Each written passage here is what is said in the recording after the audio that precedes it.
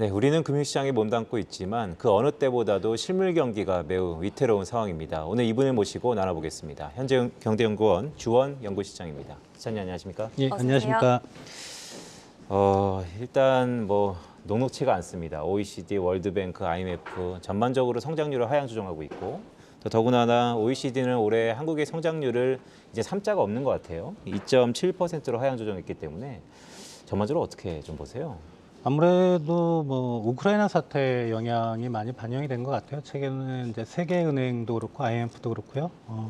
우크라이나 쪽에 그 글로벌 원자재 시장 그리고 세계 경제에 대한 충격 이런 것들 때문에 세계 경제 성장률이 내려가고 그렇게 되면 이제 우리나라는 수출 의존도가 높기 때문에 그 세계 경제 성장률이 내려가면 당연히 우리 수출 경기가 지금 유일하게 한국 경제를 떠받치고 있는데 한국 경제도 좀 어려워질 것 같다. 이런 전망을 내놓고 있는 것 같습니다.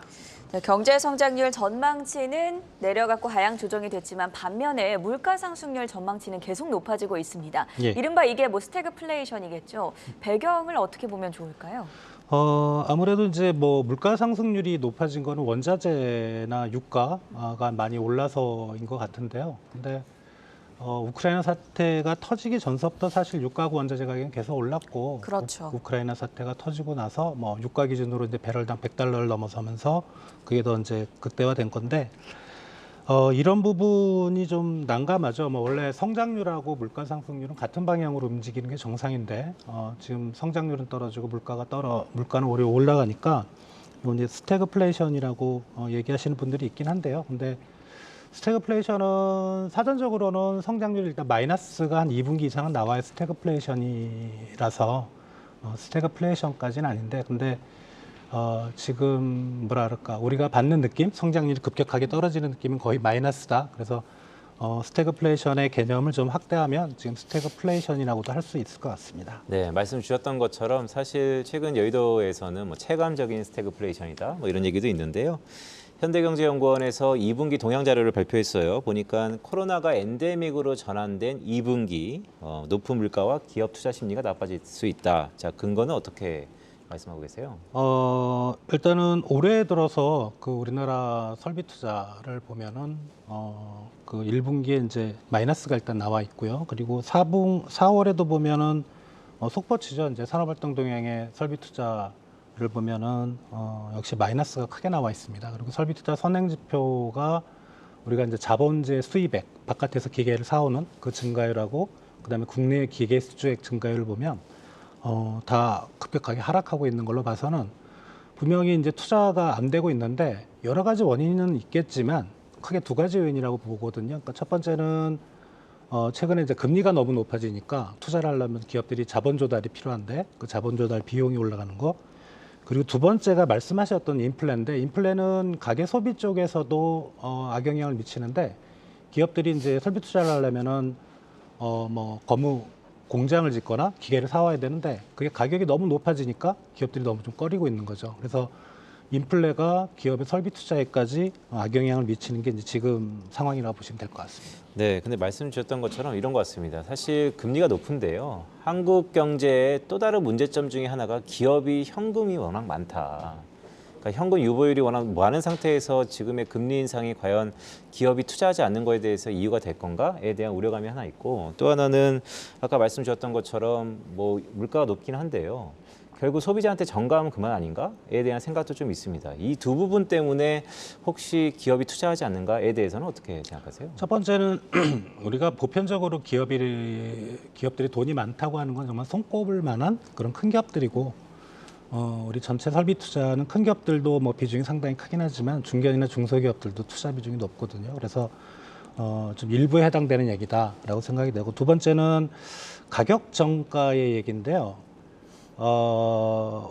일부 품목은 그렇게 할 수가 있는데 이 가격 정가라는 게 좀 쉽지가 않습니다. 이게 메뉴 코스트도 많고요. 그리고 그 마크업을 하려면은 상당히 좀 먼 1, 2년 정도의 중장기 향후 미래를 보고 해야 되거든요. 그래서 지금은 상당 기업들이 가격 정가보다는 그냥 내부적으로 좀 이윤이 감소하는 그런 정도에서 방어를 하고 있는 것 같고 말씀하신 부분은 이게 장기화된다면 분명히 이제 소비자 쪽으로 가격은 넘어갈 것 같습니다. 경제 성장에 대해서 부정적인 전망들이 나오지만 좀 세부적으로 살펴보면 그래도 수출이 견조하게 유지해주고 있다.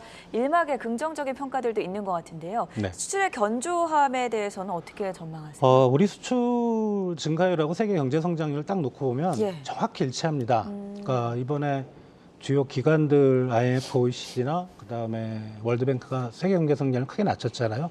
그 말은 우리 수출 경기가 지금은 좋지만 떨어진다는 얘기는 분명하고요. 네. 여러 가지 좀 그 불안한 요인들이 있어요. 일단은 수출은 잘 되는데 무역 수지는 좀 2개월 연속 적자라는 거. 그게 결국은 국가 전체 또는 기업으로 보면 비용이 늘어난다는 거거든요. 그런 부분들이 수출 기업들한테 안 좋을 것 같고, 두 번째는 지금 우리나라 수출에 직접적으로 중국으로 가는 게 한 25%, 그리고 홍콩을 견유해서 중국으로 가는 게 한 5% 정도라고 추정이 되는데, 그럼 30%거든요. 가장 큰 수출 시장이 지금 중국 시장이 좀 흔들리고 있습니다. 아시겠지만은 코로나 때문에 뭐 도시가 봉쇄되고 또 그런 부분들이 우리 수출 경기에 영향을 미치고 있어요. 대중 수출이 저번 달에 4월 달에 마이너스가 나왔다가 5월에 소폭 플러스가 나왔는데 그 플러스 폭도 상당히 좀 낮은 편이고요. 그런 거가 이제 문제점이고, 그리고 최근에 5월 지표는 좀 개선이 됐는데 물량은 거의 안 늘어요.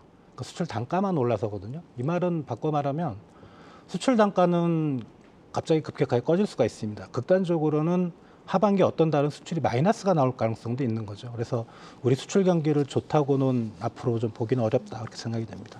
네, 말씀 주셨던 것처럼 사실 우리가 흔히 바라보는 수출 지표를 단가랑 물량으로 나누는데 이 가격보다는 물량이 좀 증가하지 않는다는 게 좀 문제가 있다는 말씀 주셨습니다.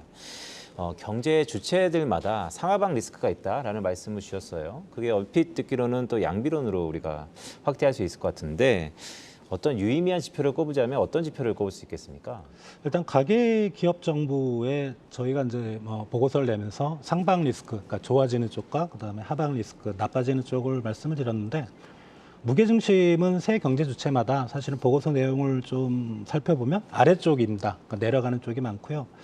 가계는 역시 이제 고물가에 따른 구매력 악화가 가장 크고, 그다음에 기업은 말씀드렸던 자본재 가격이 급등하고 금리가 높아지는 투자를 유보한다는 리스크, 그리고 정부는 재정은 경기를 살리는 방향인데 통화 정책이 상당히 좀 급격하게 긴축적으로 돌아갈 가능성이 상당히 큽니다. 그래서 주요한 지표로는 가계는 진짜는 산업 활동 동향의 도소매 판매 증가율을 우리가 주의 있게 봐야 되고요. 저번 달까지도 상당히 안 좋았고요. 4월 달에는 사실 이제 그 거리두기 조치가 크게 해제가 돼서 우리가 보복 소비가 나오면서 좀 소비가 회복될 거라고 생각을 했는데 네. 그게 마이너스가 나왔다는 게 상당히 우리가 좀 관심을 가져야 될 부분입니다. 그리고 기업은 정말 투자를 이제는 안 할 건가?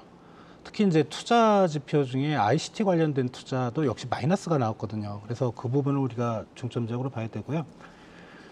정부 사이드에서는 역시 그 이제 한은의 금리 인상이 과연 동결할 건가, 베이비 스텝을 갈 건가, 아니면 극단적으로 빅 스텝을 갈 건가, 그거를 이제 주의 있게 봐야 될 것 같습니다. 네, 말미에 한은의 이제 극단적인 빅스텝이라는 말씀을 주셨었는데 사실 금융시장은 한은의 행보에 대해서도 좀 경각심을 일으키고 있는 건 사실인 것 같습니다. 자, 물가 때문인데요. 전반적으로 물가가 이번 주에 금융시장을 강타하고 있습니다. 그게 높게 나왔기 때문인데요. 물가 정점은 언제라고 보세요?